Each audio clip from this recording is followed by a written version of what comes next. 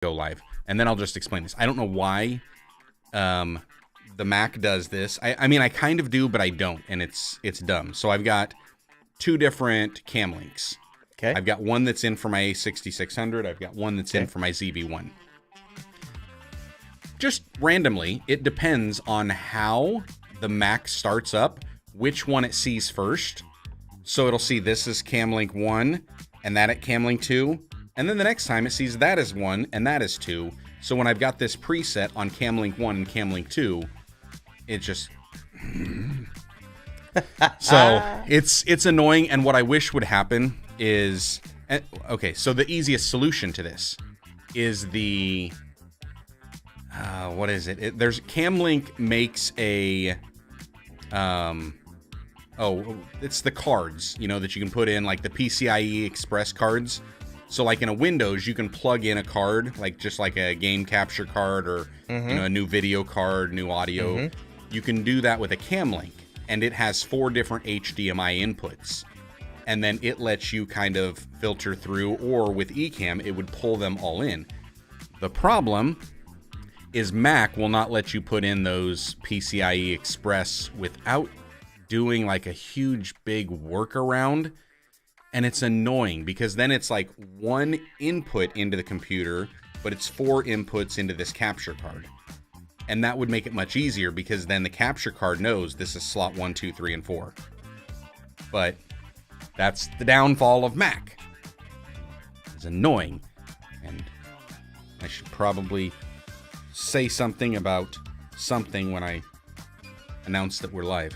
Because we are live. And we got John saying, Vlogpasters, just got to adjust one more setting to make sure you break it. I almost did. He says, plug them in after you boot up. Well, I would if it weren't for the fact that my Mac and my... Show him. Camera 2. Well, I don't know if I can do... Oh, you know what I could do? I could do this. Let me go... Where's my NDI camera? I'll pull that in. And then turn NDI on. And then let's see if the Mac recognizes it. There it is. All right. So, here's what... My Mac is under there. And then that's under there. So that's my CalDigit hub. And there's my Mac. So I've got one plugged directly into that. And then one plugged into the hub. And then that one there. That camera. That camera. So it should, in theory, work that way. Where it would potentially work. But it's not working. And so because it's underneath, like for me to try to plug it in after I boot up, that's just a pain and a hassle. Why's Mac got to make me work harder? I'd rather just spend more money and not have to work harder. He says as he switches everything over to Mac. Yeah, that's true.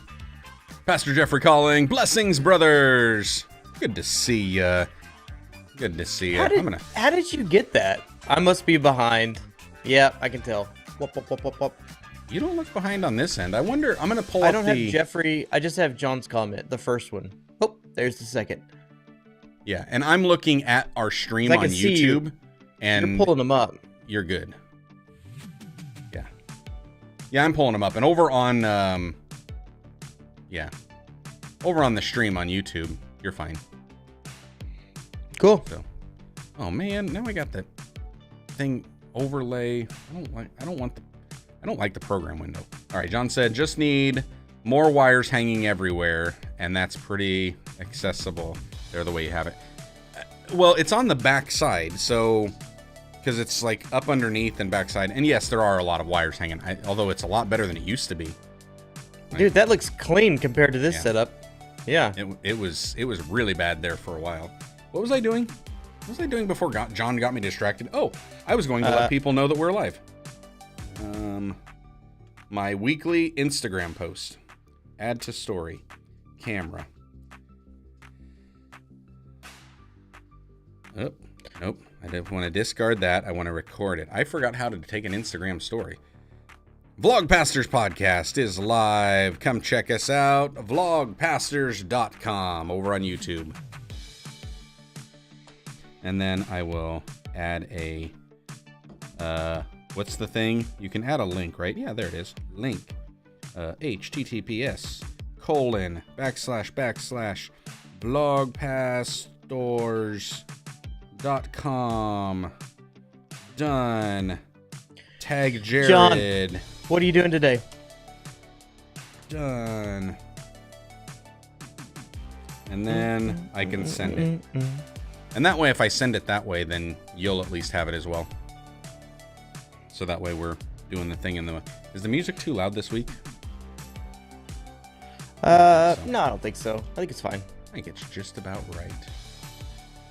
Just about right. Yeah. Dude, I crawl into spaces someone my size should not fit into. Being double jointed has its benefits at times. That makes me think of our Christmas vlog where I was in the crawl space reenacting the Die Hard. Nope. Today I'm trying to make a vehicle do what it was not intended to do. Fly! That would be great. Oh. Wiring up a cinch latch and trying not to let it smoke out.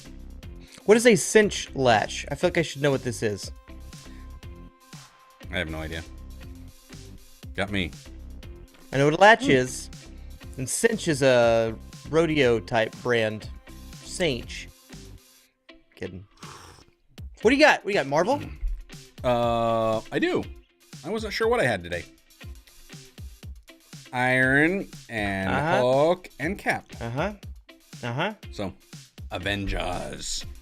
I know what I was going to ask you to do. I was going to ask you, brainstorming. We need to start brainstorming for our intro.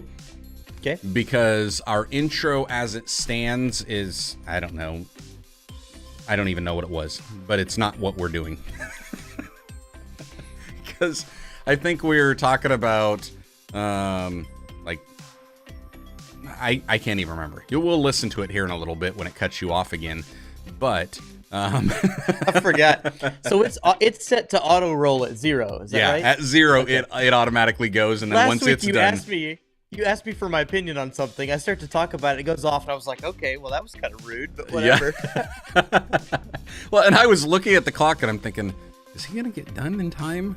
I don't know if I can squeeze in, and then it was just like, nah, I guess it's just going to tell him he's done.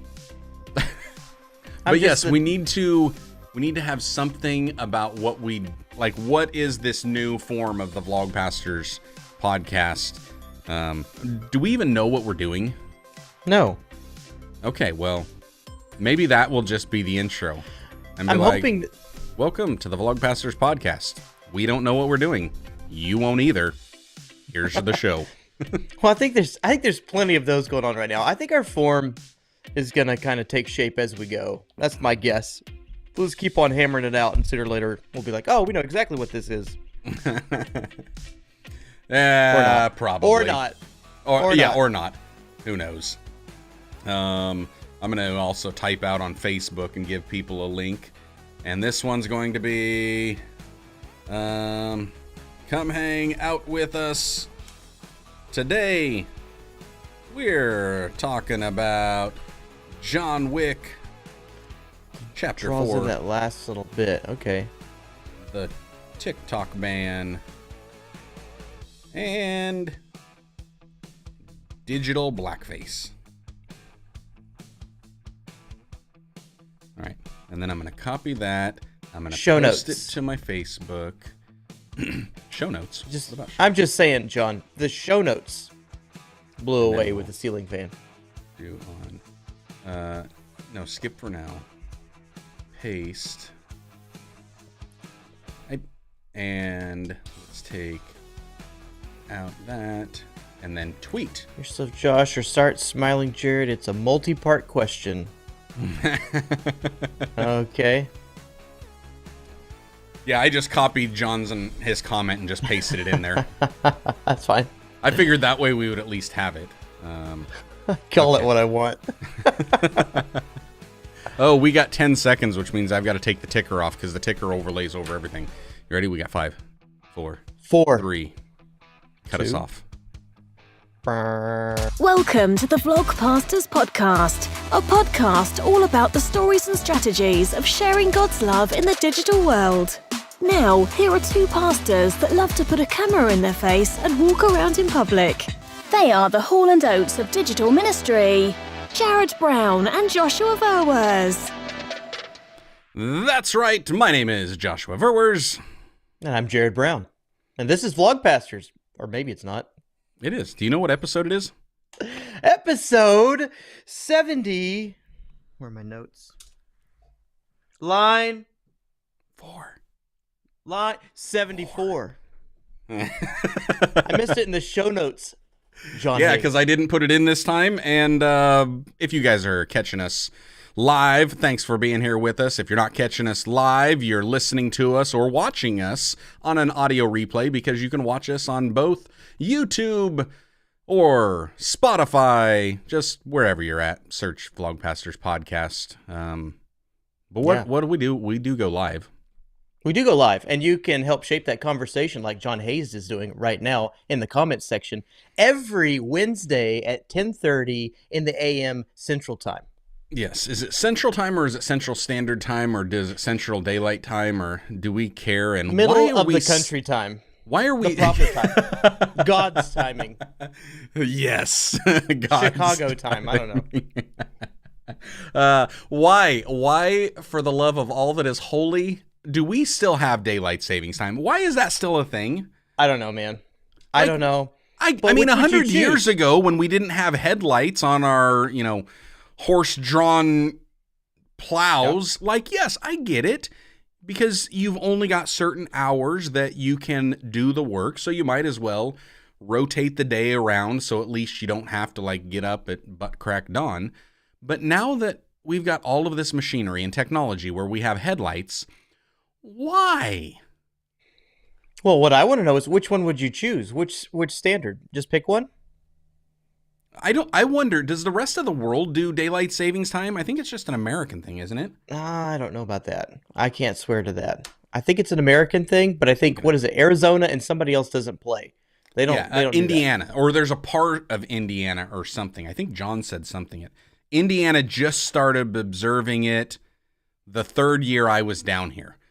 So, and I know for a while there, because I had a supervisor that was from somewhere in Indiana, and when he had come in, and this is back in 2006, I think, or 7, he said there was still one section of Indiana that wasn't observing it, but the rest of the state was. I'm like, well, that's just messed up. Yeah, okay, so he's saying, John's saying circa 2007, I think. Yeah, and it was confusing whether he was on Central Time or Eastern Time, because that's what they did. It was bouncing back and forth. Which, that would be confusing and annoying. Google, tell me, is daylight... Like you said, that's what we're going to do anyway. We're going to say, what time is it? We're going to declare our own time zone, and then we're going to say, what time is it in New York, like we do every other thing. We're going to ask the old Google or Miss Siri what she wants to do about it. Google says approximately 70 countries utilize daylight savings. I wasn't talking to you. Stop turning on. In at least a portion. So approximately 70. Here's a screen, a little image, if you will, of what it looks like that change and don't change. So, Arizona is smart. The rest of us are dum-dums. Why? Europe? I don't know. Dum-dums. Australia, what is up with that? Oh, so basically where people live, you observe it, and where people don't live, you don't. You don't. I don't get this. I just don't understand some things, especially when there's why? If somebody would give me a logical reason as to why we would do this, maybe I would go along with it, but I probably won't. I think we've made productivity king. If we just wake up when sun comes up, problem solved. Problem solved. I'm good with that. Educate your kids and take them to school and all that stuff. Wait, I don't want to wake up when the sun comes up. I want to wake up about 3 hours after the sun comes up. Well, And that's you're pushing it. obviously not agriculturally based. That's If when I'm everything gets up. if I'm in the agricultural based industry, if I'm working the land, yes, I want to be up when the sun is up. You don't have a choice. Everybody else Yeah. is up. The animals But- are up. But Nailing the crazy things. thing is, like, why do we have to like shift the entire time around? Makes no sense. Makes no sense. I don't like I'm with it. you. I don't like it. I want a one world time order. Ooh. Use all the hot buttons. Yeah. Yeah. Especially because our government is now giving out grants for artificial intelligence to start scouring the internet and examining our speech to identify misinformation. I might not be allegedly peddling misinformation. I might not be real. I might be AI talking to you right now. That is exactly what I am right now. I am artificial. Or Did you official. see- What's did you the see the difference? letter? What is the opposite of artificial? Is it official? You're does that mean? official. Official. Did you see the article from, well, they put Elon Musk's face on it, but basically the 900 to 1,000 different AI developers that said, please stop. We need to stop for 6 months. Let's do a moratorium on that. Came out yesterday. I did not, but I wouldn't be shocked. It is like when it first came out, like when ChatGPT first dropped, I was like, ooh, this is cool. And this is going to get dangerous really fast. We're there. Yeah, that went quickly. Elon's been saying it for a while, but I noticed that the the founder of Google was like, okay, it's going too fast. Let's all take a break. Yeah, I know. Which was funny because I was talking to my brother about this yesterday. He's a programmer. He lives in that world, and he's been saying forever, "Calm down. It's a program. It can only operate within its boundaries." And then yesterday, he was like, "Dip, dip, dip, dip, dip, dip, dip, dip. Now, Yep, it can only operate within its boundaries, but it can be utilized. We're the ones for a whole that set bunch of the malfeasance. boundaries. Exactly. And when you've got any government that is saying, hey, could we get this to do our bidding for us? And what we want to do is we want to identify the individuals that are out there that may not believe and trust in us. And we want to identify who they are, and then we want to serve them up content specifically tailored for them so that they will trust us and believe us, because we're to be trusted and believed. Like, that's where it's... And then there's this really... It's not even a thin. It's a really big area. I'm not even going to say it's gray. It's just a black area of... This is unconstitutional because it goes... we're not even talking free speech or anything like that. We're talking about you're trying to make a decision and a determination based on our intent. Not our actions, but our intent before we've even done it. So just because I've watched something or I've said something or I've had a conversation, now you've identified that I may be susceptible to not trust you, and now you need to... Wasn't this a movie? Wasn't this Minority Report or something like that? We're trying to figure out if I'm gonna commit a crime before I commit a crime. There's a lot of them, which, I mean, you think about this from a Hollywood standpoint, and Hollywood is, kind of doing things brilliantly, because all they're really doing is identifying our greatest fears and saying, let's just go ahead and make a movie about that. What is the one thing that nobody would ever believe would happen? And then they make a movie, and it's almost like the government is watching this, and they're like, ooh, that's a really good idea. Some of that stuff is pretty creepy. They were showing a guy in the 1960s, and he's talking about computers and supercomputers, and he says, actually, I think Elon posted it the other day. Not that I'm a super Elon nerd, but I might be. Anyway, he posted it, and it says, the guy goes, hey, these computers are morons compared to what's going to come out in the future generations. These things just have, they will do our thinking for us, basically. We might ought to watch out. 1960 something, whatever it was. It's like, yeah, it's getting fun and crazy and I don't know how you stop, though. Exciting. If I was a government, there's no incentive for me to stop. It's No. hammered down. If I was a corporation, there's no incentive for me to stop. It's hammered down. So now you just like you're saying, whoa, stop, but you can't now. You have to be the first. And that's because there are very few in the U.S. If anybody's worldwide watching us, we're in the U.S., and there are very few in the U.S. government that actually believe in the type of government that our founders started, which is a limited government. Mm-hmm. Like, we're not even talking, I don't care about big government, small government. I care about limited government. I want you to leave me alone. That's what I want. Mm-hmm. How much and how little, just leave me alone. Like, just let me be me. I don't want you in my business. And that's like a couple times a year too. Right.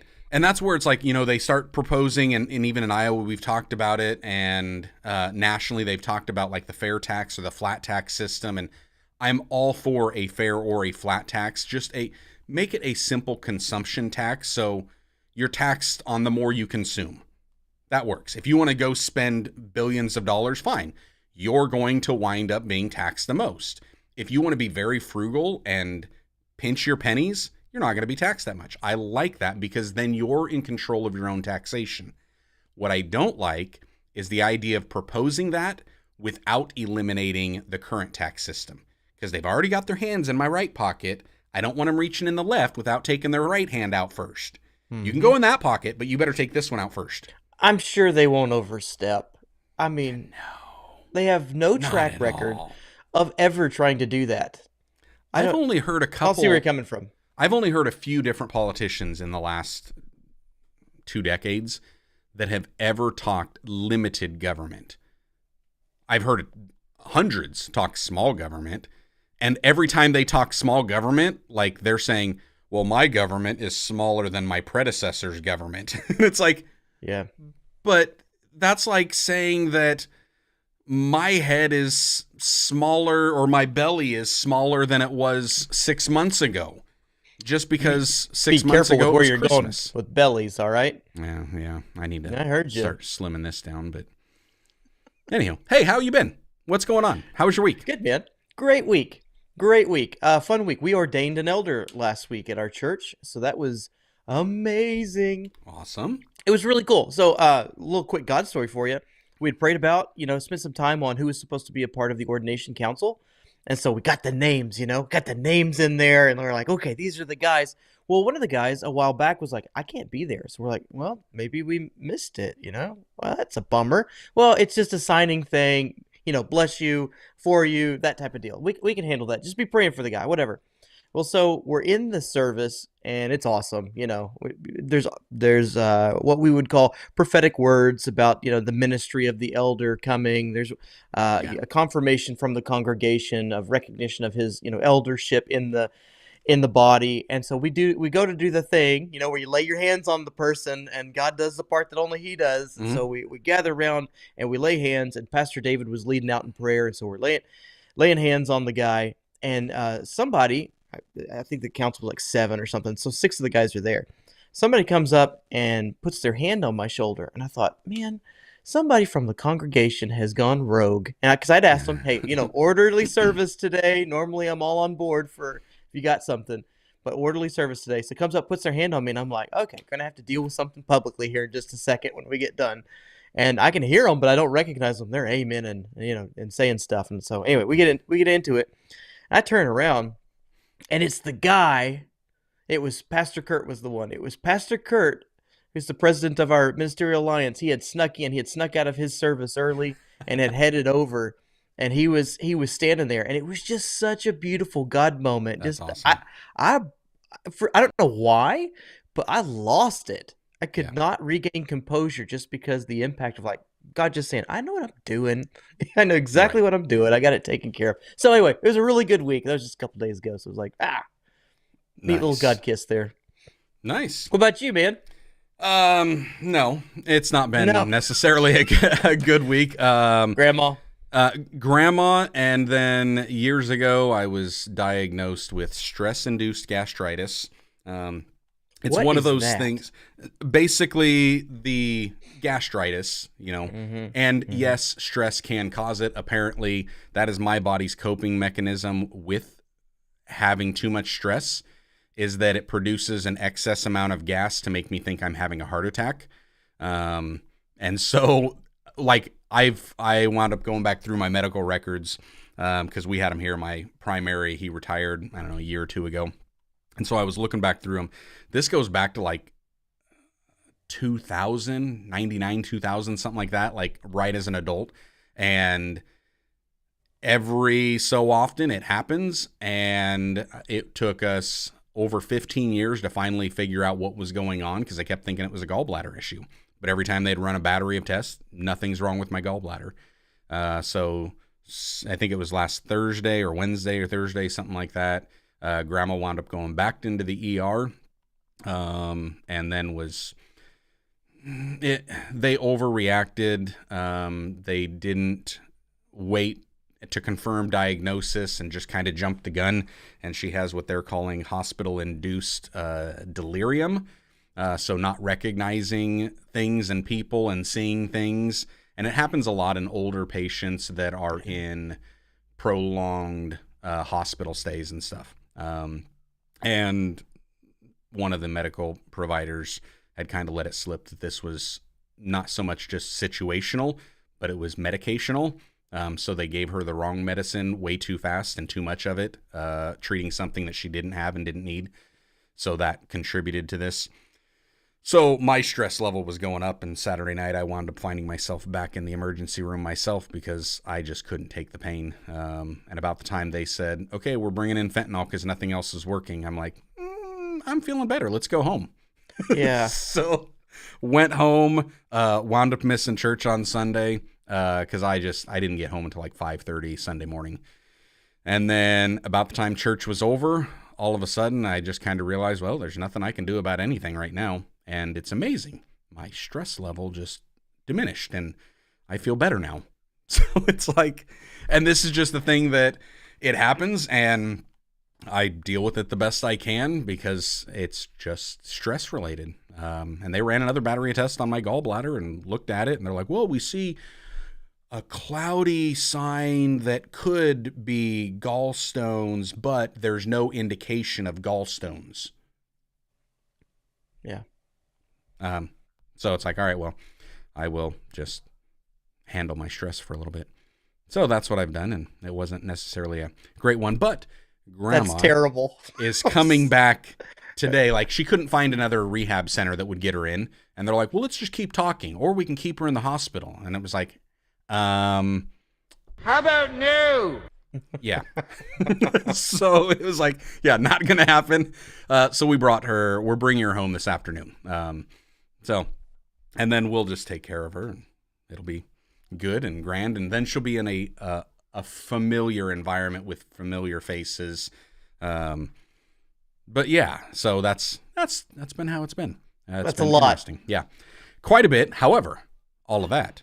Yesterday was a good day because not only did I find out yesterday that Grandma was coming home, but we went and saw John Wick Chapter 4. Yeah, you did.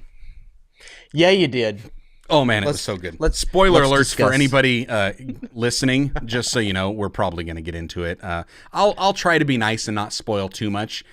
But if you've ever seen a John Wick movie, here's what you know. He wants to annihilate everything and everyone.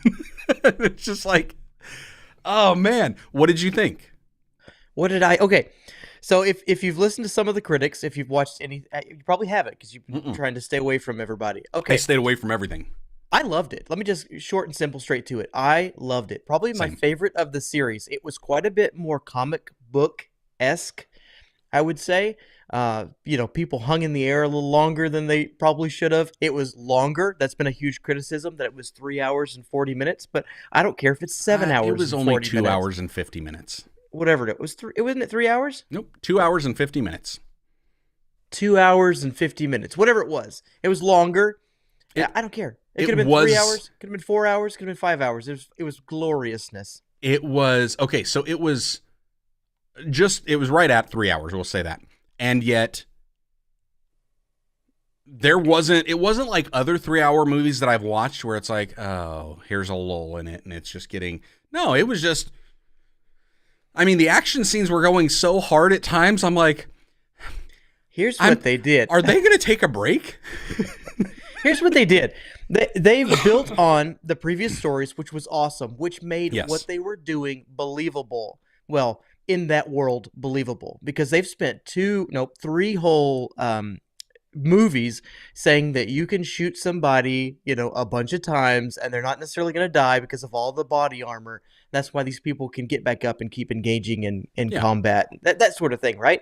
So they maximize that. Yep. And I'm not sure if you noticed it as somebody who works in a film or not, but some of those one takes have gone... The top down? The top down was hands down the best. The best thing, and this is not spoiling anything for anybody. There is, I don't even know how long that scene was, but there is a top down fight scene. Just imagine a building, all the different rooms and hallways, and it is a top down where the camera is moving and following, and it's like one take.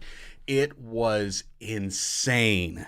The choreography of that, like to pull that off is crazy, and it was so good. There was somebody who said, the director gets like a D- or something like that because he didn't progress. He didn't progress the plot, and I'll tell you, I kind of agree with that. But the cinematographer, I'll tell you why. The cinematographer and the choreographer, they should win every award that has ever existed because every one of those scenes was beautiful, and like it was realistic in the respect that they were pinned down. Somebody was engaged. Each occupant, he was constantly working through a room, and it was choreographed so well that it was like, what am I watching? Right. What am I watching? And a new person enters into the room. They're being engaged by either him, a dog, somebody else. It's just like, it was beautiful. Yeah. Yeah, and Augie's saying it, a 4-minute down top scene, and it started from eye level, and then it worked its way up. So it's like head on, and then it just starts to lift up, and it goes through, and it's just... And they're only cuts. Amazing. They did cut. It wasn't one continuous, but there were a lot of long stretches. Yep. Well, their only cuts were to bop back down to, right in the action whenever a gun fires off or something. Yeah. And then they were right back up, swinging around through a long scene. Yeah, because if it was straight 4-minute top down, that would have gotten, I think it would have gotten a little old. So there were a couple cuts in it, but there were long sections of just one takes, and these were really long sections of one takes. When he was coming up the stairs, he's inside the house, they're doing the top down, and he's coming up the stairs. I thought, these people have done it. I don't know, for this style of movie, this is the top of the game right here. These are the goats of this choreography and this style. This is amazing. I'm watching something that is like eating dessert. That one was amazing. The car scene was amazing. The stairway to heaven, amazing. Yep. Maybe it's a stairway to hell, but yeah, I was a little less impressed with the stairway just because of the bodies. I expected there to be, bodies stacked up everywhere. And I get that they were, spoilers here, I get that they were trying to be a little bit comical in rolling him down the stairs. I loved it. I loved it. I loved it because so many of us can relate to like almost reaching a goal, and then it's like you're building a tower of cards, and then all of a sudden the whole thing crumbles down, and it's like, I have to rebuild this. Well, it's not even that. Like, he gets knocked down a ridiculous amount, and then you're like, okay, what's he going to do? He's going to start... Well, it's just like him to stand back up and go back after it. So he gets back up, and then he goes back down again. That second time back down all the way to the beginning, that was a gut punch. And you're like, well done. The thing for me, and I was talking to... we watched it last night. Genevieve, Logan, and I met up with Jason and his daughter, Brianna. And we wound up... I was talking to these guys on the way back, and I said, this is one of those rare instances in a movie where... there were so many good moments. As I'm watching it, I'm like, that was amazing. I'm going to remember this forever. And then 30 minutes later, I've completely forgot what it was that I was going to remember because they just replaced it with 20 other things. Yep. And it was just, to keep track of all of that stuff, and it was huge. Well, let me point some holes in the plot. And yes, well, here's obviously this thing ends on a cliffhanger, and I'll do my best not to mess with that. But did it? Okay, there's a John Wick 5 already. If they are trying to bring in John Wick 5 the extras of the universe, Mr. Nobody, Kane, the girl, the daughter, whatever, and it does not include John Wick, this is my break point. Just like with Marvel, whenever they went into phase 4 or 5 or whatever we're in right now. This is my break point. I had a good time. I might watch them, but I'm not like a dedicated here we go fan. Correct. Now, if they were to do a Mr. Nobody spinoff as a series, maybe, I'm down for that. Yeah, I'm down for that. And John Wick doesn't have to be in it. I'm down for that. But I'm with you if they make a John Wick 5 and there's no John Wick in it. This cannot be the end of his story, and some people are saying that this is the end of his story. I think it could be. Well, this was supposed to be a split movie, that's why it's so long. This was supposed to be a 2-parter in which he reaches all of his goals, and they condense them down to one. And there are some who are speculating that he is condensed, like that they've achieved the end of his story, and the next one will begin without him, but it'll be still a part of the John Wick franchise. I don't believe that to be true. The dude's, doing well. He'll be back for 5. But here's what he hasn't done. Especially because Genevieve makes this point. He only said 380 words in the whole movie and made $15 million. Like, he didn't have to talk. A 3-hour movie. You showed up to see him say, "Are you angry?" Yeah. Or are you ready? I'm back. I think so. Yeah. Jesse goes, not a lot of dialogue in this thing, is there? I'm like, this is not what it's about. But what it is about... Don't need it with a dragon's breath shotgun. Right? John Wick pursuing and taking down the high table. Right. And I ask you, in this film, outside of The Elder, how did that story progress at all? He did not take down the high table. He's found peace, and that he doesn't have to take down the high table. Yes, he does. He has to take down the high table. That's what this whole franchise is about. Destroying the monster.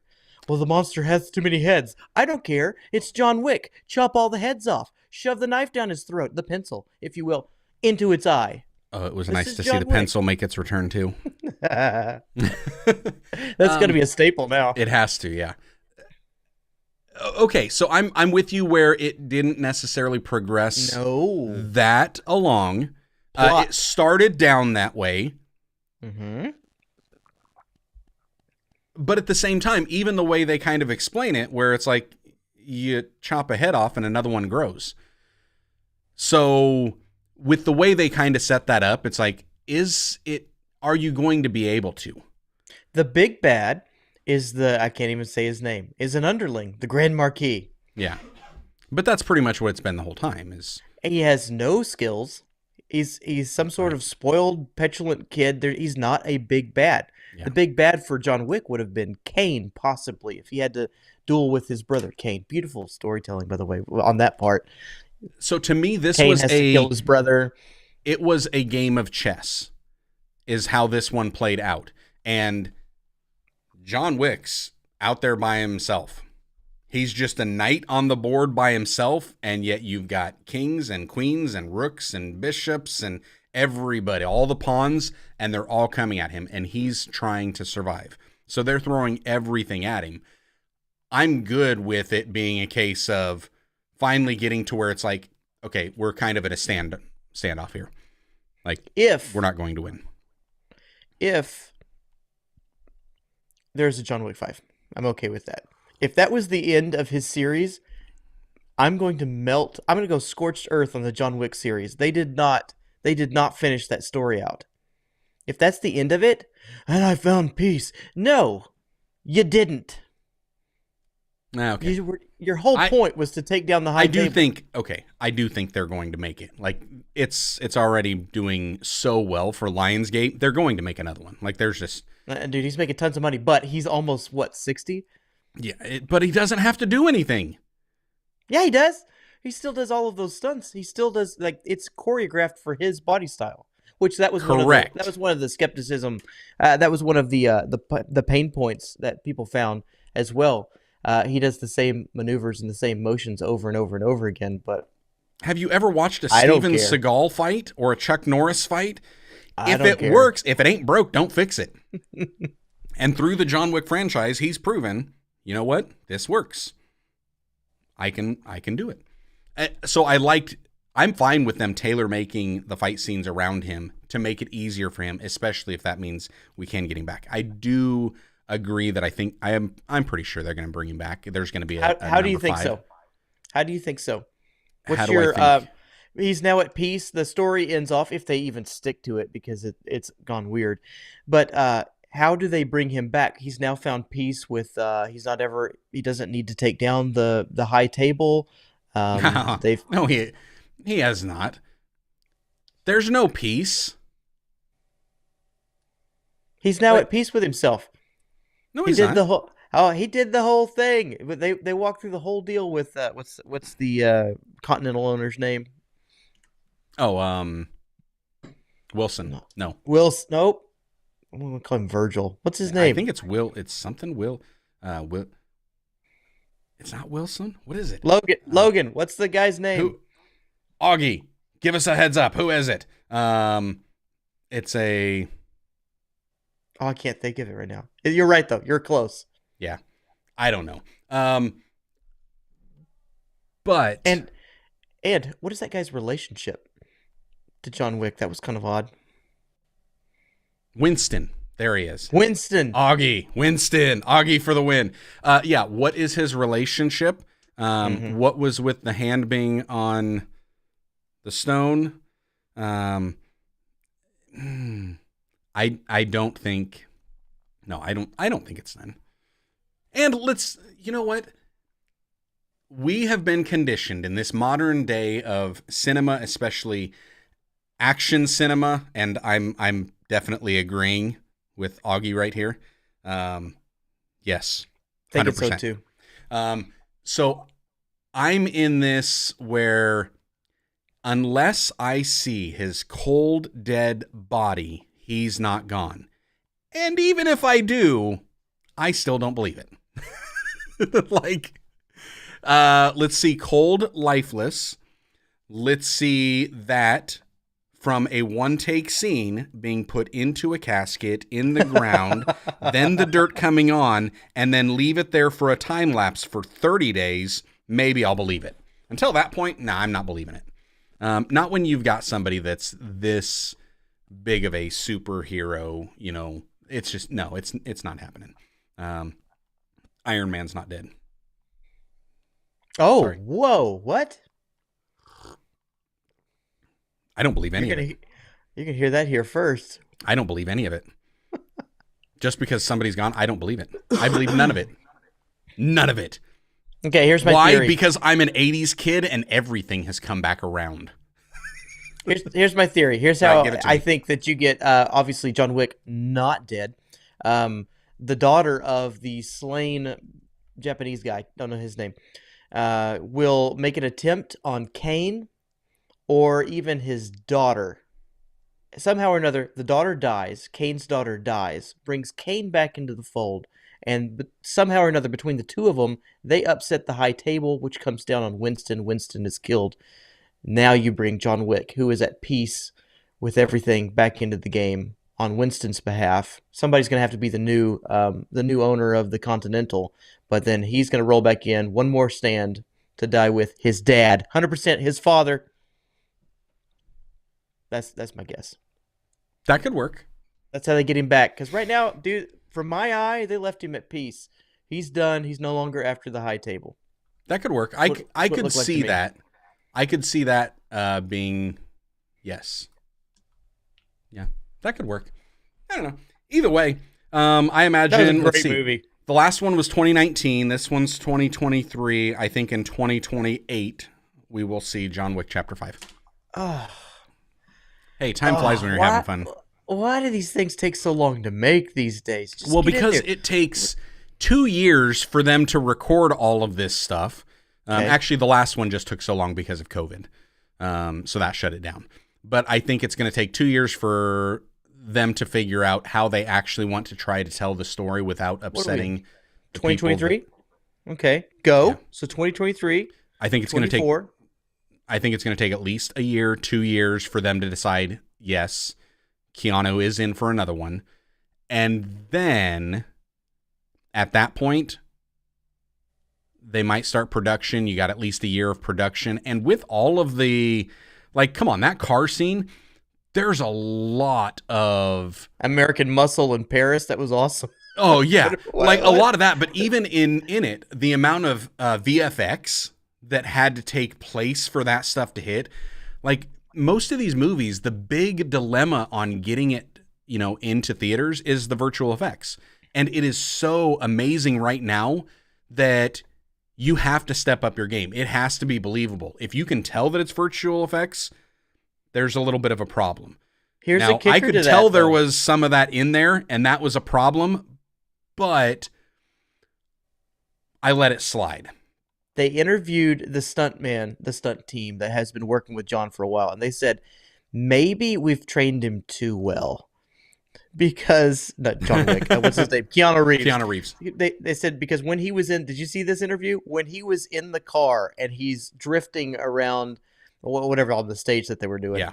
He is drifting around, shifting gears, manipulating the car and reloading Right. reloading his fake pit viper like out the Yeah. go and firing out the window. They're like, he might be dangerous. We might need to throttle back some of our training. Yeah, no, I imagine we're at least looking at, it's going to be at least 4 years before we get it. I see. Like, why don't they do these things like Lord of the Rings? You have a cash cow. One is your proof text. You go, okay, wow, this was a cult classic. Let's do this. So I think they let's wanted to, make because 2, 3, 4, Yep. 5, 6, whatever we have. Let's envision it out. Let's tell the whole story. Let's wrap all the actors up in it. Pay them one fee up front, plus whatever royalties they make on the back end, and then let's go. yeah, Give them a percentage of it, and let's go. I think they wanted to. Because number one came out in 2014. Number two, so number one was their proof of concept. Yes, this is working. Number two came out in 2017. Number three was in 2019. I believe they were planning on a 2021 type of a release for this, but all of a sudden it was like, here comes in the COVID, the lockdown and everything and all those extra measures. That pushes it back to 2023. And the way that if what you're saying, they had looked at separating it into two and then they tried to combine it into one, now there's not going to be enough left for the next one. So they're going to have to go back into the rewriting phase of it. And then it's like, okay, that's going to take a little bit because they're going to have to rewrite the script. Then they're going to have to go out and cast it, film it, shoot it. And the fact that they don't already have that in the works right now, all of the cast that they want to bring back, they've got to work around the rest of their stuff. So it's like they've got to look for availability and try to figure it out. And it's like, it's a huge hassle. That's where I think I don't see it coming out. No, 4 years is kind of what I'd say, 2027. But I think you're right. I think it's going to take a while, but I just don't understand why it does these days. You've got something, you've got a cash cow, lock in your staff, lock in your celebrities, and let's do this. Like, just crank out as many as you think you can get in a story. Augie's saying the director said 2025 is his goal. Next year, the ballerina movie, Continental show is supposed to be 2024 as well. Yeah, I don't see how they have it. I mean, I'd love it if it's out in 2 years. I would love it. I think that's ideal. Because you look at the way that like the MCU did that, where it's like every year there's something new. Now it's like every 3 months there's something new because there's so much going on. But when they were doing like every 6 months, that seemed to be their sweet spot. With then the main shows every couple of years, those main movies coming back around. But all the supporting, I like that. I think now it's kind of ramped up just a little bit too much. It's almost overload to where some of it has been watered down a little bit. And it's like, I don't know. Yeah. But anyways, so yes, with all the week that I had, last night was amazing. Like I loved the movie. So I'm looking for it for the next one. Hopefully. I want to get to some of these that Augie he apparently really liked it. I need to refresh real quick, so Yep. 1 second. Augie says he saw that yesterday, and it is amazing. Let's see here. What else we got? John saying, I haven't seen a John Wick movie, but it's okay. Don't know that I will. Hey, if you like shoot 'em up bang bang movies, you should go check it out. It's a lot of violence. Loved it. It's crazy how he was making amends for all the trouble he'd caused to. Yeah, it was such a good one. The way that this wound up coming across, I thought it was just, yes, so good there. Yeah, how they used cars as weapons. He uses everything as a weapon. Augie agrees with you. There were major holes. But yes, neat to see him making that. Kane, Mr. Nobody, the girl from the beginning have all said to be in the hotel show. Yeah, the Continental show, I'd heard that was in the works, so that'll be interesting. Keanu is said to have shot a scene for the ballerina movie. Mm-hmm. So heard that. That's good. Let's see. The next movie will be in the past. To do a prequel? Don't do that for me. That's going to be weird to have an older John Wick playing a younger John Wick. Or Keanu Reeves playing a younger John Wick. Yeah, it would be... I don't know, but... unless they replace the actors. Having sharks with friggin' lasers on their heads.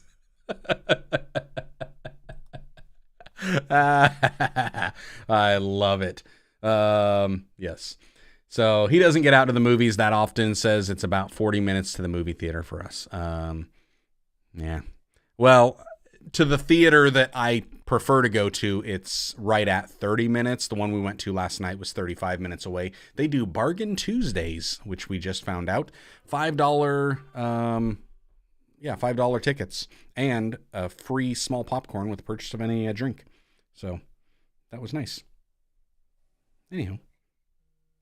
Little ad spot. I like it. Yeah. Freely Theaters, Indianola, Iowa. Go check it out sometime. Maybe Keanu gets a telephone booth and it'll be in the past. Love it. That's hilarious. Okay, so Jarrod, what did we have on the agenda for today? What were we talking about? Oh, I know what we need to talk about. Okay, I do know what we need to talk about. We need to talk about what John was wanting us to talk about. And let me see if I can pull it up here. John had asked us a question while I'm thinking about it. He asked us a question from, I don't know, a couple weeks ago that we never got around to. I'm looking, I'm pulling it. John Hayes. He says, okay, got one for you. And brace yourself, Josh. I am braced. Or start smiling, Jarrod. It's a multi-part question. Got me. Would you expect any less out of me? Visitor packet, bag, / gifts. Do you have one? And if you do, what is in it? And how much of it has the church logo name on it? So, Jarrod, visitor packets. Do you have one? Oh. Do I have? No. Do you have anything to give first-time visitors when they come in? Like anything that says, hey, here's our church, here's what we're about. A good stern warning. No.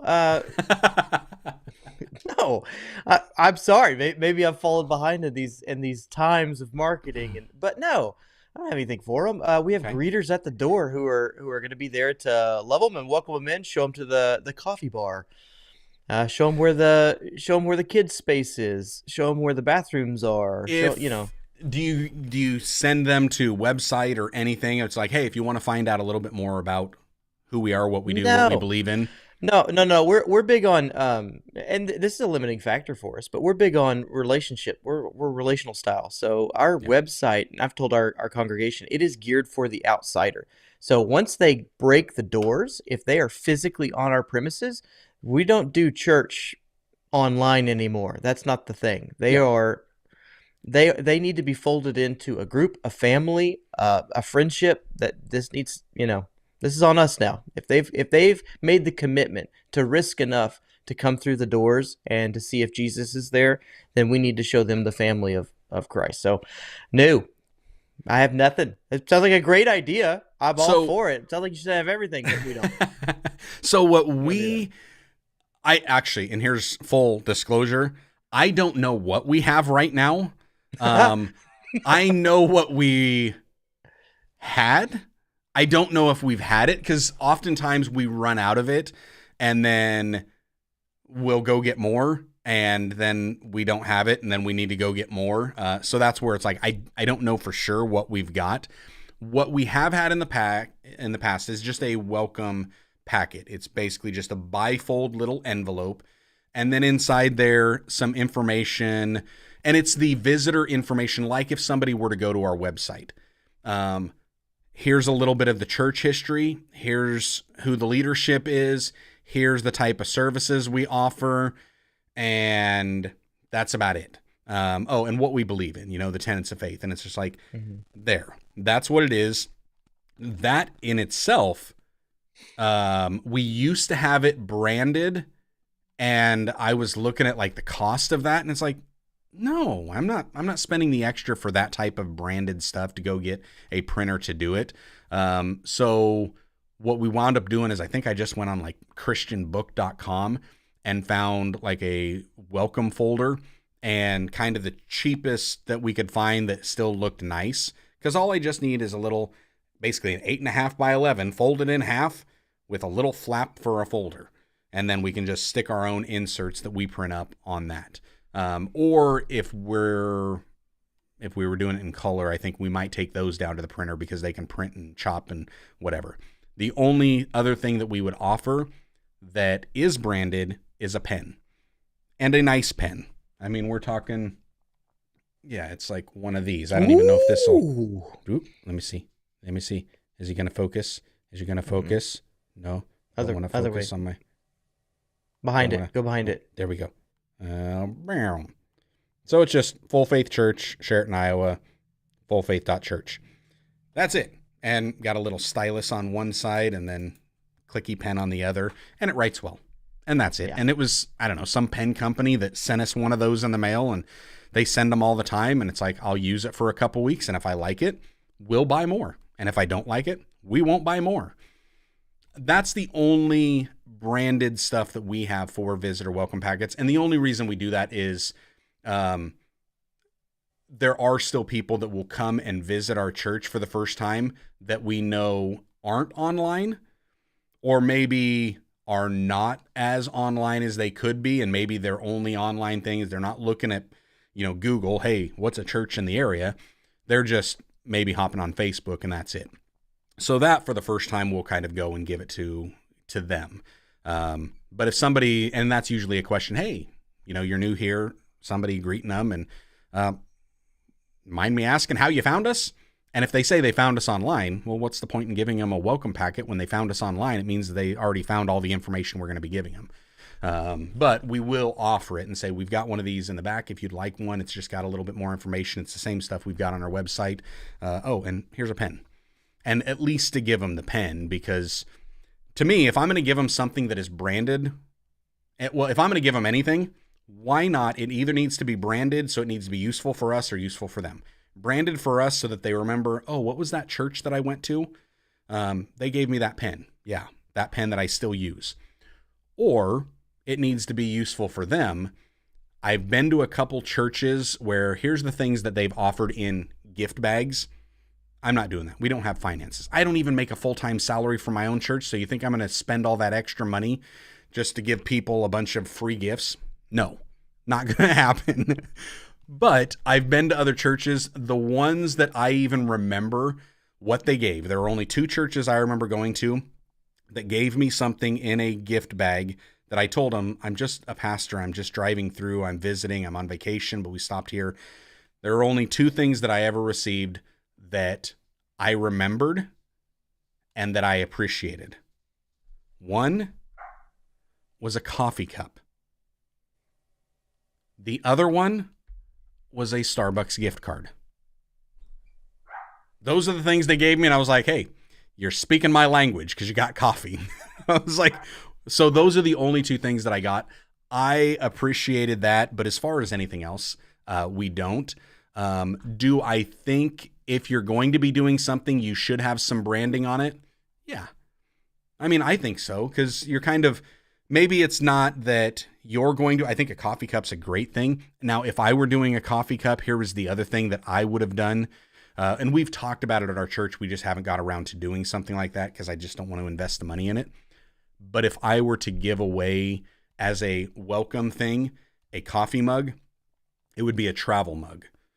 Because that one church that gave me a coffee mug, I've got it, but it's in with all of my other ceramic coffee mugs and nobody sees it and nobody gets to see it. But if it's a travel mug, I'm taking that everywhere I go. So that means it's that free advertisement for more people. Oh, hey, that's a cool mug. Where'd you get it? Here. It's like, got it from this church. Go check them out. They might give you one for free too. So I don't know. That's my take on it. I do think that there is some value in at least the first time visitors, letting them know, here's what we are, who we are, what we're into, what we believe. We may not be your cup of coffee. Maybe we are. So that's kind of my takes on it. What are your thoughts? Other than you just don't do it. No, I mean, different emphasis for different folks. Yeah. I'd say we wouldn't do it. I mean, that sounds awesome. Sounds great. I'd love to have a pin. I'd love to give out pins and baggies and stuff like that. We just have different emphasis. We have a church in our city. They're probably the biggest one. They have, when a visitor comes up, they have horse rides. They have horse rides at the front door. There's a campfire going as you come walking in, so you can cook s'mores before you go on into service. If you're running late, they'll help you. They will usher you to the front to get you a good seat because they have them reserved. They do hospitality well. And you're going to get a little baggie, branded baggie. Everything's branded of treats for the kiddos, pens, note-taking devices, everything branded. And they're going to make sure that they roll out the red carpet. They're the biggest. They are known for their hospitality. They're known for church plants and that sort of thing. And they do that well. That's just not really, personally, that's not where our emphasis is. Yeah. And this, I think you're making a great point that it's about, this isn't either one of us saying right or wrong. It's what we're doing. John's asking us our input and our questions. So that's what we're giving. Those churches that they do that, and I've seen others that do the full things. Like there was one I went to and they offered me the bag and I didn't want it because it was over an Easter weekend and it had a coffee mug, a pen, a notebook that you could write down in, a mini book that the pastor had written all inside a branded bag, and they had a t-shirt. They asked you what size you wear, and then they folded it up and put it in, and here you go. And I was like, no, I'm not going to use or wear any of that, so save it for the next person. For certain ones, you want to do that. By all means, do that. For me, the only thing we're going to really offer is what is going to help them in if they're wanting to find out more information for us. And if I can at least put something in their hands that maybe they're not going to have a time to look at it right now. And part of this, we started doing this when we were wanting to get like visitor cards so we could kind of track who was coming in and then get their information so we could do a follow-up. What I found out, at least for our church, that doesn't really matter. They had already made up their mind before filling out that information, whether they were coming back or whether they weren't. And the times when we have done it and haven't done it, it's not like either one really helps us personally. Other churches, it may be more beneficial. For us, it hasn't. And our identity is a small church. I have no desire for us to ever be a big church because I don't believe that's what God wants for us. Not to say that church growth is a bad thing. We're just not focused on church growth as much as we're focused on church health. And that's not to say those focused on church growth aren't focused on church health. Yep. It's just where our focus is at. And so for me, no. I mean, we do that one little thing, and it's just more of an informational packet that it's like, here you go. And if you've got time, leave the contact information. And we do follow up with them, just to see, what's going on. And on that information, I think the visitor card, it's not only some brief information, it's like, share what you want to share. If you've got kids, if you've got a preferred contact method that you have, if you've got specific prayer requests that you want us to be praying with you for, and would you like one of our pastors to call you about this, that type of a deal. And then that's about it. Yeah.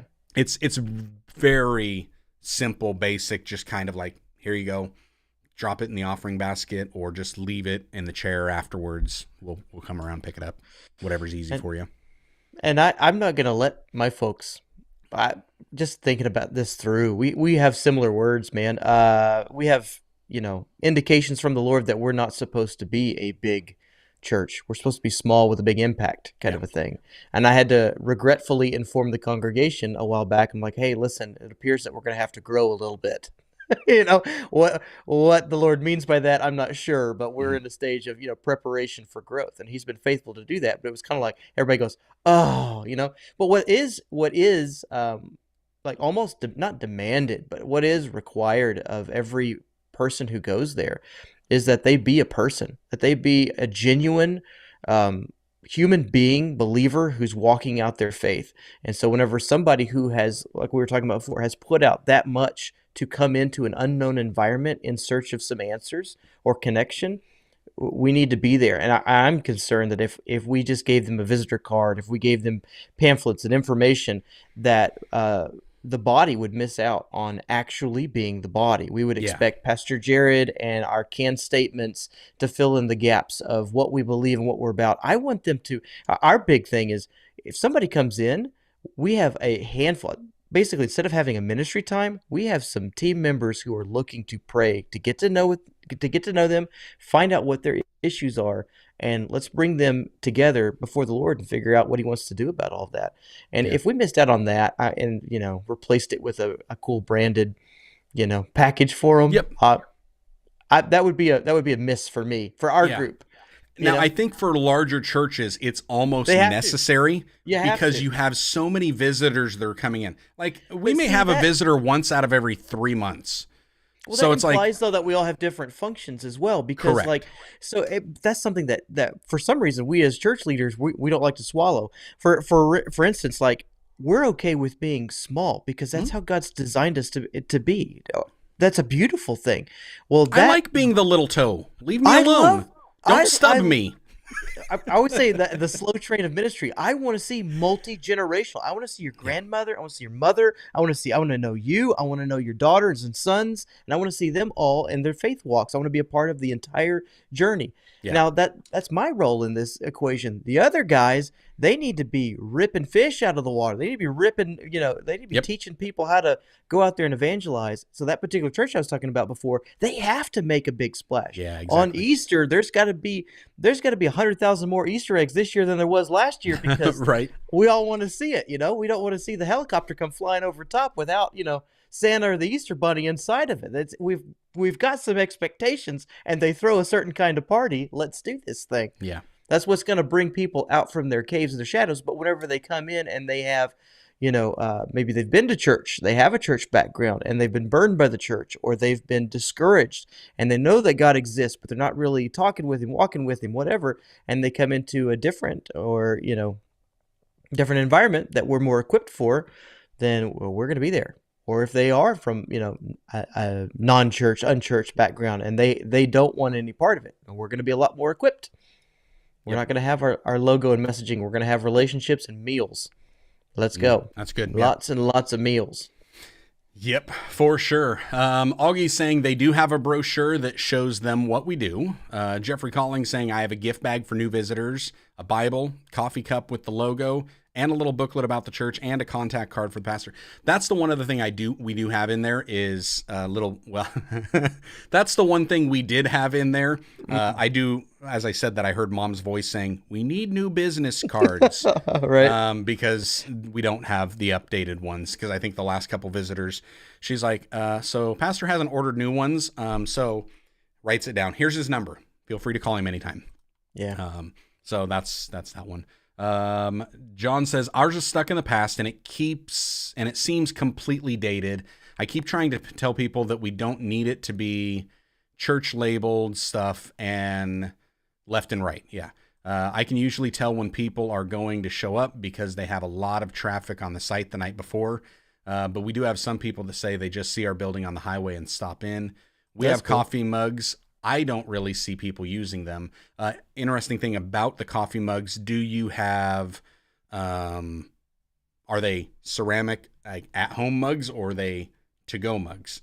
That's the one thing I have been thinking about for our church, and we've done some of that stuff in the past. Like we did a push years ago. Actually, I think I'm still wearing the I Love My Church shirt that had our old logo on it, and we had I think we sold them within the church, so we did an order, and anybody that wanted one, what colors do you want? Here's what we can do. And then they put in the money. We ordered them all, but we ordered extra. And then some of those we gave out to some of the visitors, but it was just extras that we had. And pens, we just buy in bulk, and then we just give them to everybody in the church because I just figure, hey, just take them and use them. I don't care. Leave them wherever you feel like. Leave them at the gas station. Maybe somebody will see it and be like, ooh, what's this? But I thought about like the travel mugs, mostly just for me, but thought about it. Dustin says, hey, I'm late, and just strap a saddle on Josh. He'll give you a ride. No, I'm not giving a... No, the church can keep with their rides. John says he's thinking a nice notebook and a pen, some crayons and coloring book for the kids with a welcome brochure. I guess we have done that with kids. We've had some... little stuff that we give them, but yeah, that'll work. Our church appeals to farmers. There is one that is more for the lake people. Yeah. Ooh, you gotta watch out for them lake people. Yeah, those lake people. They're like them Texas folk. I mean, you gotta really be called to the lake people. That is a yeah. I know you. I know the kind. John. We've got a neighboring city that's full of lake people. Let's see. We've said that repeatedly. We need to, I don't know what we're talking about. We are not hearing that we are supposed to be the biggest church in town. Yeah. Yep. And then they're talking about, Charles Nickens in the house. Hey, a fellow Texan in the house there. There we go. Saying, wow, I caught a live. Yes, you caught a live just in time for us to talk about a TikTok ban because of China. And John is saying ceramic classic style. I have a really nice to-go mug, from my nephew, but I drop them so often that they get dented a lot. Yeah, and that's where I had thought, I mean, to me, it's, if I'm going to give them something, and maybe it's just me and being weird like me, but I ask why for pretty much about everything. Maybe I'm a toddler that way, where it's just like, but why? Why? But why? Like, you're going to give them a coffee cup, but why? Well, so they use it. Okay, but do you use... I've got you guys have seen these live streams. We've done how many of them? I've got 10 of them that I rotate through and another 50 that are sitting in the cupboard that I've never used. How many you got, Jarrod? That's a to-go one. You use that all the time? Pretty much every day. Yeah. All day long. This guy. A to-go one that he uses all the time, and you take it with you wherever you go? Yep. See, so you just need to get the name of your church, your logo, and website on there. Something simple. Just like, here it is. One information. There you go. Let me just say, this thing, Matte Black, it's all dependent, Do Matte Black, what does it say on there where your finger just went over? Does that say Yeti? Brewmate? See, so that's something that's you can barely even see it. Just get one that is printed kind of like that. Do a matte black finish on it, but then do a little bit of a black on top of the printing. You can't feel that. I don't know. I'm going to be playing around with it. I'm going to be playing around. And by the way, I say I'm going to be playing around with this, but like I mentioned earlier, anything that we buy above and beyond anything of the basics, that is coming out of my non-existent salary. So that's not a cheap mug. What are these things these days? Like $20, $30? Yeah, they're not cheap. But anyways, we'll see something like that. Jeff says, Jeffrey, you just reminded me that I need to order some more business cards for myself. Yes, we all need to buy more business cards in this day and age because people still use them apparently. Dustin says, I see no brisket talk on the live. No, I'm not talking about brisket on the live. Maybe later. The toilet mug has not made an appearance lately. No, The toilet mug has not made an appearance lately. Neither has my giant one, because I still haven't figured out how to drink out of that thing yet. Jarrod, he's telling you to use the Mandalorian mug. Man, it's always here. Always. I do have a Grogu up there, sitting on there. But why, Josh? Why? Why? You know what? I'll tell you why. I'm going to tell you why we are going to talk about banning TikTok. Because I think it could be relevant for content creators and pastors and us red-blooded Americans. America, baby. Jarrod, should we ban TikTok, yes or no? Absolutely. Do I think you I can? am 100% with you. Yet, you don't think we can? No. It's already in the system, man. The kids will find a way. You're gonna have kids all of a sudden who had no drive become programmers and figure out how to make sure that we have TikTok in the system. But disagree. Absolutely, we should ban it. 100% disagree. Well, okay, I 100% agree with you that we should ban it. I 100% disagree with you that we can't ban it. But I'm not sure that we will ban it. Can we? Yes. There have been other apps that have been banned in the app stores. If you remove it from the apps, like you remove it from Apple's store and Google's Play Store, it's done. Will Google do that? You bet. If they have a good reason to get rid of it, they're definitely going to do that, because they're going to be like, you know what? If people aren't using TikTok, they might just start using YouTube Shorts. That means more money for us. So yes, Google would definitely do it. All they're just going to want to make sure is that the government's telling them to do it. So if somebody's like, "Oh, can you believe what Google did?" They'd be like, Hey, it's your government that told us to. They're the one that they regulate." And as far as Apple, yeah, they probably would. I mean, Apple, they have no problem banning anything. They like to do it a lot. So they're big on gatekeeping. So I definitely think it could be done.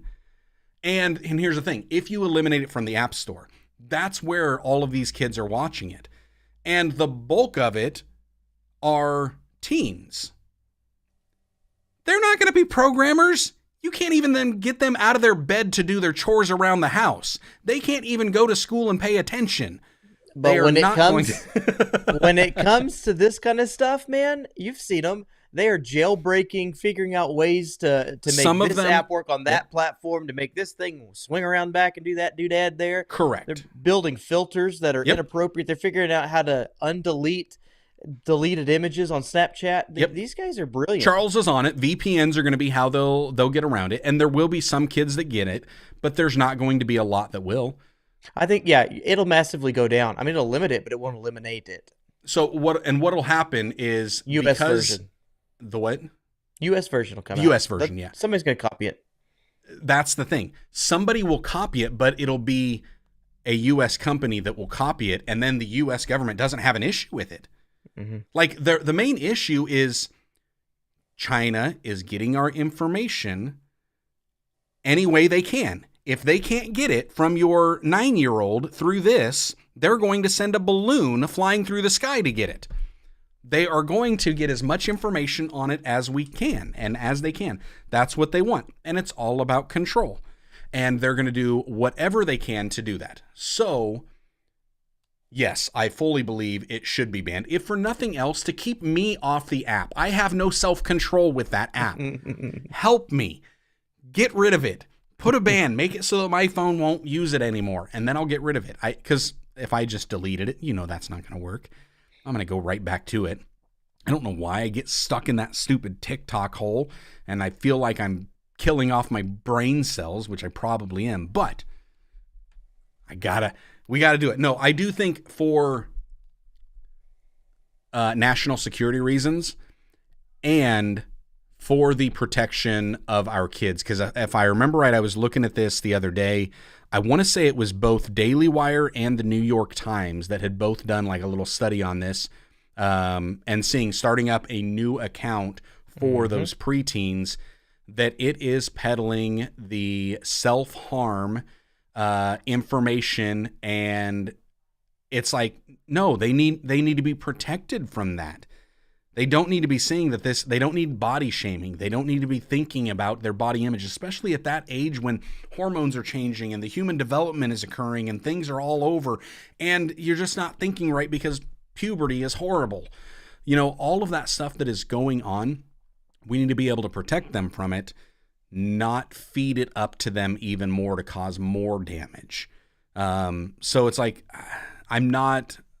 I think that they need to step in. I think there's enough bipartisanship to come in that this may be one of the first big ones that does find a ban on it. I'm just not sure that we have a executive that would actually follow through with that. I think we've had some a few years ago that would do it in a heartbeat and laugh the whole time doing it. Like he would want to have a briefcase that has a big red button that says delete. That's what what a press conference call. Yeah. And it would have TikTok deletion. But as far as I do think it should be, like, because if anybody spent any amount of time on the app, it's easy to know that it can send you a lot of the worst information. And this isn't about, stop saying it's about free speech. You've got free speech. You can go speak everywhere and anywhere you want. This is about a company that is sanctioned by the Chinese Communist Party and has to listen to whatever they say and do whatever they say and give up anything that they want. It is about that, which isn't even an American company.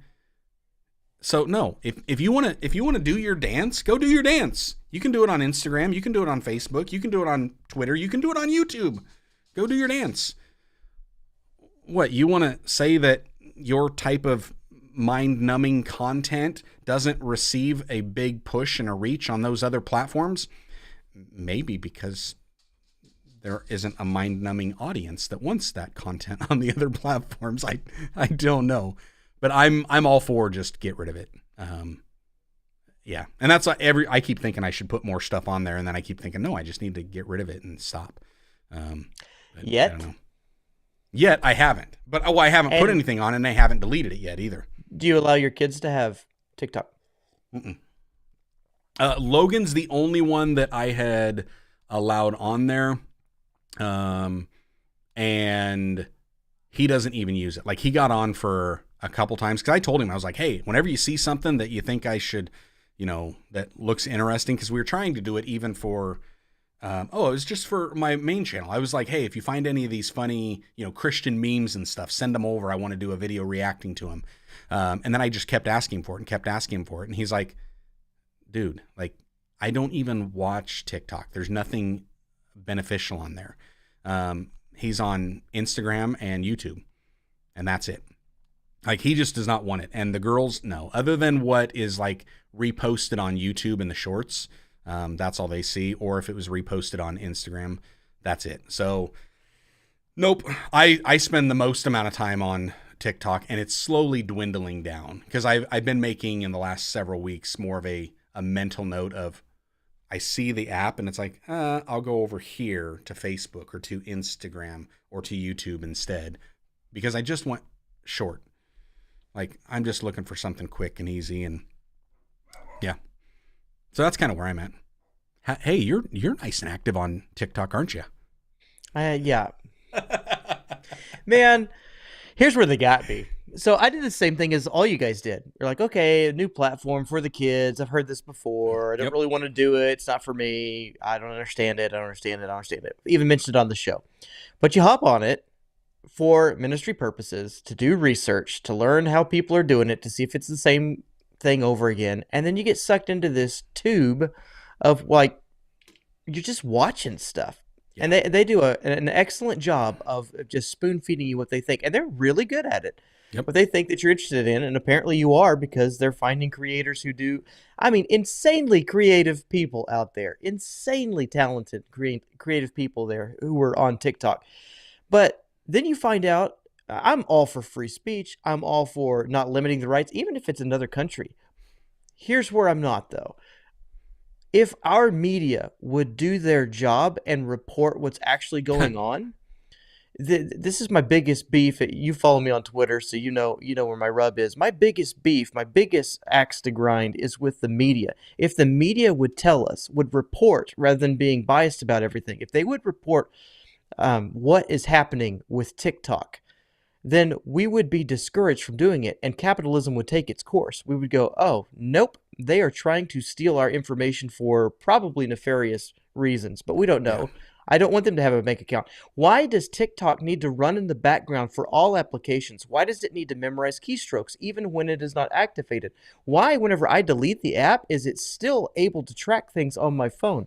I have to send in a written deactivation of my account.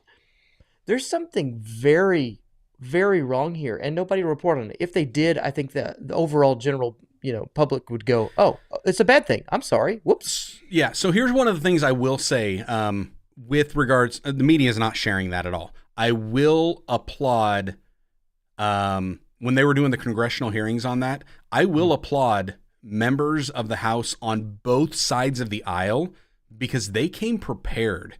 Like they had done, you could tell they did research in it. They were asking pointed questions that were trying to get accurate answers, and they were not backing down for those. I was pleased with the amount of representatives that were actually asking the tough questions to bring the truth to light. Media wasn't doing a good job of portraying it.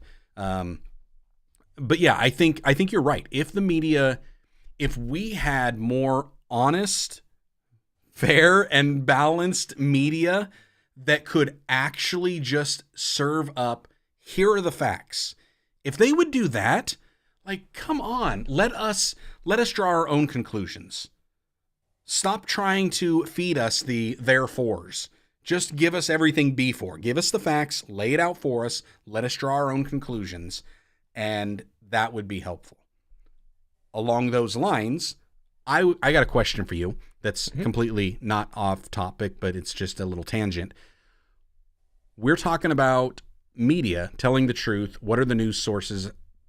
Do you have any news sources out there that you go to try to find just the facts? Just give me the news, just the basics. Are there any out there that you're using? Dumb. Twitter? I mean, fair enough, because no, I know it skews one way and the other, but yeah. I'm just so burned by it all. You can look at the ones who call themselves the news. You can look at your CNNs, and it doesn't have to be the extreme ends of the spectrum. You don't even have to put CNN and Fox up against one another. Right. You can just look at them and say ABC, Reuters, Washington Post, all these folks. It doesn't matter who they are. Nearly every last one of them is telling you a shaded and slanted one-way version of what's going on, and it's almost where like, really, there was a very sensitive issue that happened yesterday. Was it yesterday? Nashville? Or was that day before? Well, you know what I'm talking about. Yeah. Where there was a shooter who came in and killed three kids, three employees or adults at the Christian school. And depending on their slant, this is not a political piece. This is not like, this just needs to be the facts of this is what happened. Yeah. And we're dancing around what gender was the shooter. You need to be able to accurately describe what has happened. Things like, the people, things like the motive, things like the manifesto that was left. You need to be able to report on these things unbiased, and you're watching all of these news organizations skate around it. And the only place I found was to go to Twitter and have them war it out, and somewhere in it sift through the facts that kind of rose to the top, because all of them were covering. Yeah. That's the pain point for me, is because they all do cover with a slant. I mean, CNN is swinging as far to the left, they set the left boundary. Fox News is typically swinging to the right. And it's like, I just want the facts. Give me the facts. Let me draw my own conclusions. What happened to the days of like the newspaper? There was an opinion section. Yeah. Leave the opinions in the opinion section. Don't put the opinions in the actual reporting. I don't want those. Or if it is, then so and so believes this, but don't taint the whole article or the whole report just based on that opinion. That's the thing that frustrates me. For me, I've been listening, driving on the bus in the morning, and so it's just like throw a podcast on. I've got bone conducting headsets just in case everybody's like, oh, you shouldn't be using your phone while driving. Well, you can use hands-free device, and it can only be in one ear, but it doesn't go on either ear, so it's not really doing it. That being said, Daily Wire has a Morning Wire podcast where it's like a 15-minute news recap. I've been impressed with that because they're saying the proponents of this are saying this. The opponents of it are saying this. And the only times that I've heard where an opinion comes in, they're just flat out saying, so what are your thoughts on this? And I believe this. And then they're just upfront about it. But that's one of the few that are out there. Newsmax is probably the only other one that's out there that I'm watching that it's like, they're doing a decent job. I feel like they are still a little right of center in their approach, but it seems a little bit more factual based and like, here's just the facts of the stuff. It's frustrating to me that there isn't as much of just give me the facts. And I'm with you. I'm Twitter surprised. Is a place. Yeah. I'm surprised, and I get their leaning, and I get their motivation behind them is ultimately conservative. But people like Project Veritas, where they'll go undercover and let the film speak for itself. Just let the camera roll, or let the recording device roll. I don't know why that isn't more popular than it is. I don't know why, like, whenever a story breaks, like they've had 2 or 3 in the last couple, like, month or so, and nobody. That's like a non-event. It's like, yeah, that's cool. Because journalism, and this is a broad sweeping stroke, so this isn't for all journalists that are out there, but journalism, as we've seen a lot of the mainstream journalism, it's not journalism anymore. It's just opinion pieces. It's hit pieces. It's all about getting somebody to believe something rather than just understand the facts around a situation. And it's like they won't do that, because if they were to just put it out there, that's not sexy. One, it's not sexy, but 2, it's also may run contrary to your beliefs and what you stand for and what you're trying to promote. And it may run contrary to what your advertisers and their money prefer you to say and to report on. And it's like, that's the thing that frustrates me. And I wish there were more honest news outlets. Like we had one here in Iowa that was run for a while, Iowa Standard, and it was just kind of a grassroots news reporting, and they don't do as much that often. And then the other hard part is so much of the stuff anymore is all behind paywalls. And it's like, that it's aggravating. Like, hey, if you want to put it behind a paywall, I get it. But at the same time, there's probably a way of putting it behind some type of a paywall that's a little bit easier to navigate. Maybe do like breaking news is behind the paywall. And then 12 hours, 24 hours later, it's all open. Something like that might work a little bit easier, but I don't like you can't read anything without doing it. And it's just, I don't know. But I was just curious about that when we were talking about. You can't blame them. No, I get it though. You can't blame them for adding their opinions to these things, because, like you said, part of it is their sponsors, part of it is their ad revenues, part of it is the people who are above them who have established themselves, that they got hired on because of their beliefs, and if they run the story, it's contrary to everybody in the company's belief, and you'd feel the pressure about it. I get it, but I think we're almost tempted to do that on YouTube. This is where my like skepticism, my cynicism, if you will, kind of kicks in, where I'm even having a little internal dissonance about posting my next series of videos, because the whole thing is about title and thumbnail, title and thumbnail, title and thumbnail, title and thumbnail. Don't even create the video until you know what the title and the thumbnail are, because you want to make sure that it's for the audience that you're marketing to, that you're targeting, and it's going to be interesting to them, and it's going to be shocking, and it's going to be wow, and all the things with it. And you have to have the clickbait so that and we understand the mentality behind it. You want to make it to where somebody wants to watch it, and you're clicking on an article because you're interested in it and the way that that person crafted it.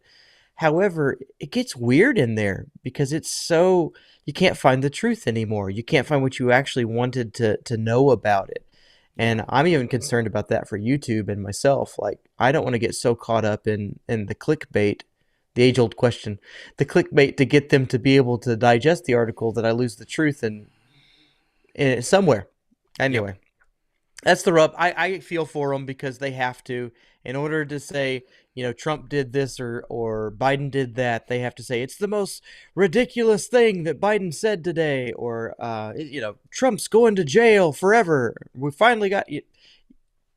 That's what gets you to click on the article, but the article's not stopping. Like the fanaticism isn't stopping anymore. I don't know, man. I miss and we were talking about like Project Veritas and your local group there. It's hard because they don't have the finances and the resources to cover all of the stories around the country.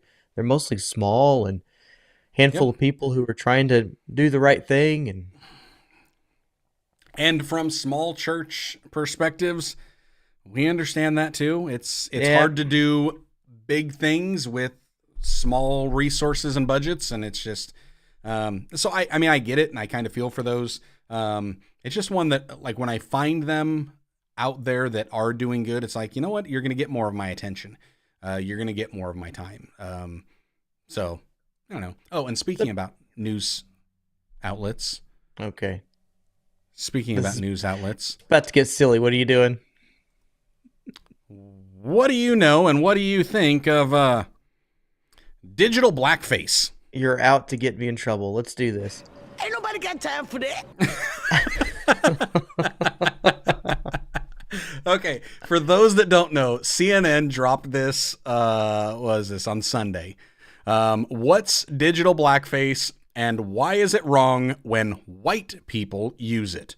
To give you a real summary here, it's basically saying here, digital blackface is a practice where white people co-opt online expressions known as GIFs, not GIF. It is not a peanut butter. It is a graphic interchange format. Graphic, as in a hard G, GIF. When white people co-opt online expressions of black imagery, slang, catchphrases, or culture to convey comic relief or express emotions. So they go in and they talk about some of these, and there's at one point where they basically say the reason that people, one of the things I did actually agree with, if I could find it even down here, let's see, I should have highlighted it ahead of time and I didn't, but they basically said that white people are boring.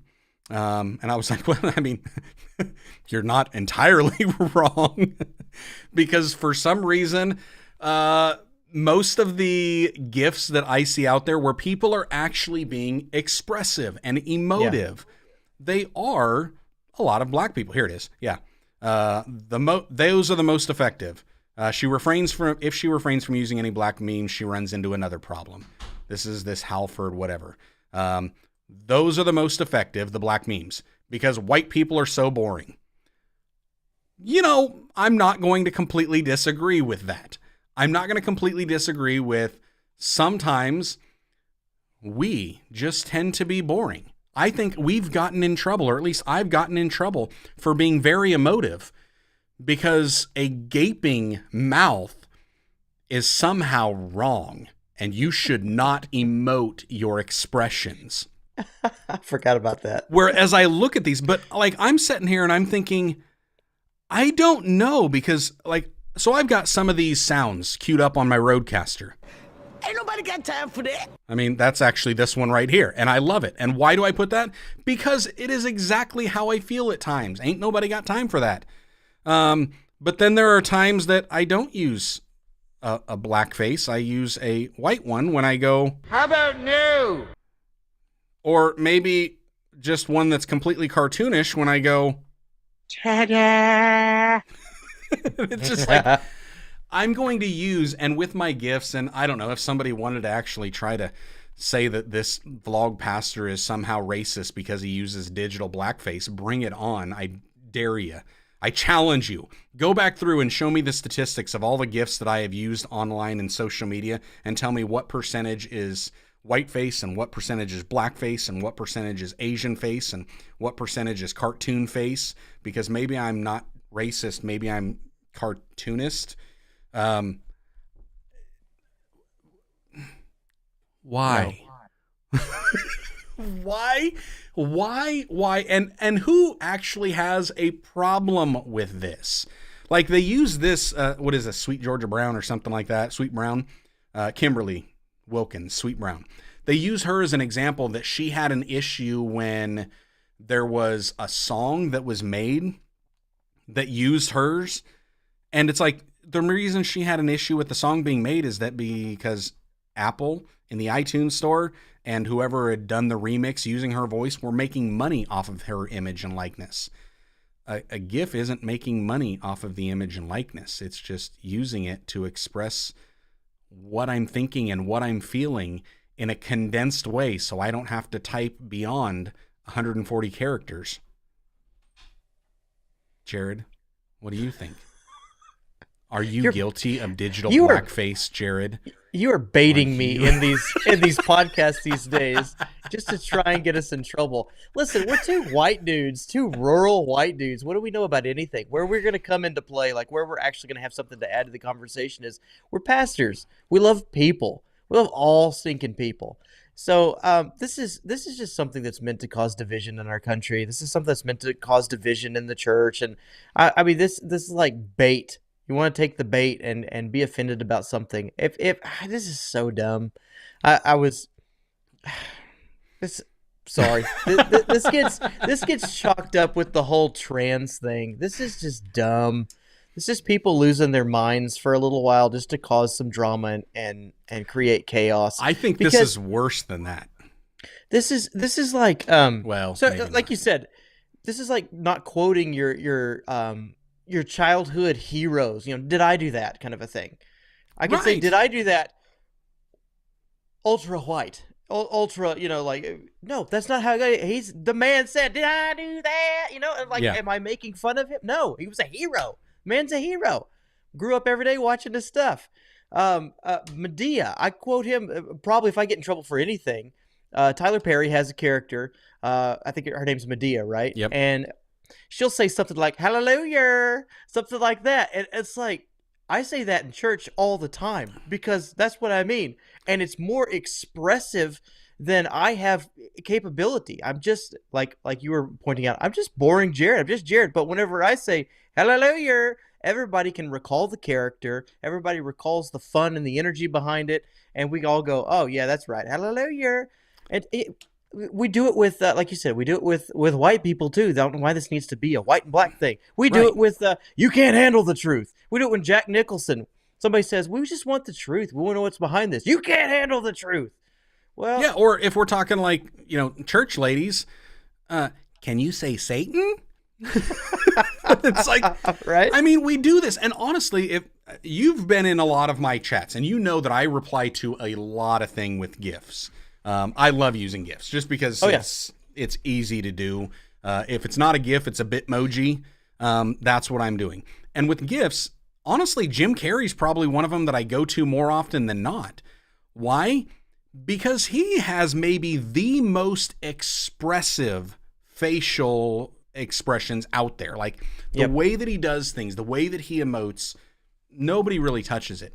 But there are a lot of others that do. And to me, it's not about, I don't care if it's black, I don't care if it's white, I don't care if it's Asian, I don't care if it's Hispanic, it doesn't matter. If it fits and it will summarize my feelings, that's what I'm going to use. That's just the way it is. Do-do-do. Do-do-do, do-do-do. Things will never be the same. That's just the way it is. Uh-oh. Now we're getting into it because now we're co-opting that's the thing. A different culture's music too. Like we shouldn't. That's the thing. We can't. We cannot like Tupac at all. It's silly. It's silly. Just speak. Be free people. Think freely. And we caught so much. Well, I'll use myself. I caught so much kickback from not supporting 1,000% the BLM organization. Organization or move? Organization. Okay. Because in their manifesto, it says we are here to tear down the nuclear family. It's like, well, I'm out. Thank you. The end. And I just remember there being so much kickback over that, so much internal. You're like, hey, you can't. No. This is the rallying cry. This is the organization that the movement's behind. It's like, what? No, they're not Christian. They're not for the nuclear family. They're not supporting of my values, and they're not for the good of black people. So no, I'm out on this. Thank you very much. This is the stuff like digital blackface. I'm sorry if it hurts somebody's feelings about my opinion. Right. That's dumb. This is dumb. Yep. And if anybody wanted to know my actual feelings on this, I summarized it by giving them a GIF. And if you were wondering how I found that GIF, I typed in the GIF search, "Are you dumb?" And it just says, "Does anyone actually agree with or believe this?" It's got to be one of the dumbest things I have ever read. I'm actually disappointed at myself for reading the entire article. See, but this is exactly what we were talking about, though, in the news. Like, how is this newsworthy? What part of this is to inform us or to bring us together or anything like that? Like, this is nonsense. This is nonsense. The only way that would be newsworthy is if they actually propose legislation to ban white people from using digital blackface. And then it's like, well, now it's racist in excluding the other races that white people co-opt. And how do I know that I'm actually, and at what percentage of black do I have to be in order to use digital blackface? And do I have to have an ancestry DNA to find out if there is any blackness in me? I'm just wondering. Like, just wondering. At what point is it okay? What shade of melanin do I need? If I am minimally melanated, do I have to refrain from using the maximally melanated imagery? I'm curious. Inquiring minds want to know. Because I want to know how dumb we got to be with this. I don't know, man. Am I still allowed to do my Val Kilmer stuff? I don't know. Are you? I don't know. I'm not sure. I don't know. I don't know if we can do anything. I mean, we grew up quoting movies, like entire movies, like Tombstone. That's a staple in my family. Are we allowed to do that? I don't know.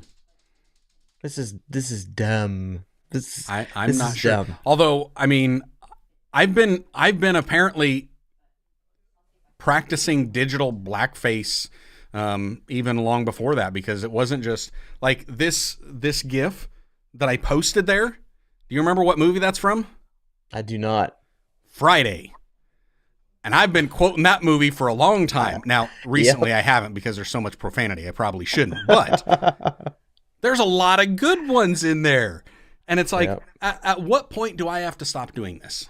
Like, that's just, it's so far beyond. It's so ridiculous. I'm like, I don't get it.